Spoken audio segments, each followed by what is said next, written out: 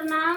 हम किरण शर्मा, हम मंजू शर्मा अपना यूट्यूब चैनल पर सबके स्वागत करै छी। नमस्ते प्रणाम सब दीदी भाजी के प्रणाम, सब यूट्यूब फैमिली के प्रणाम, जते चाची माई दीदी भैया दीदी सबके प्रणाम करै छी।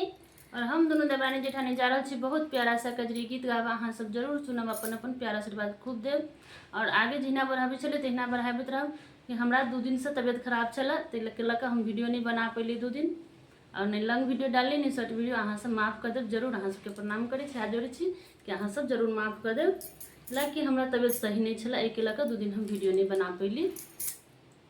ऐसे फिर हम सब जरूर वीडियो बनाएब और वीडियो जरूर डालब। अहाँ सब जरूर प्यार आशीर्वाद देव, आशा इच्छा हम सब कहाँ मास उठल रामा अन्हरी बिहरिया हो सावन के महीना, हो सावन के महीना कहाँ मास उठल करिया में, हो सावन के महीना कहाँ मास उठल करिया में, हो सावन के महीना पूरा बेस उठल रामा अन्हरी बिहरिया हो सावन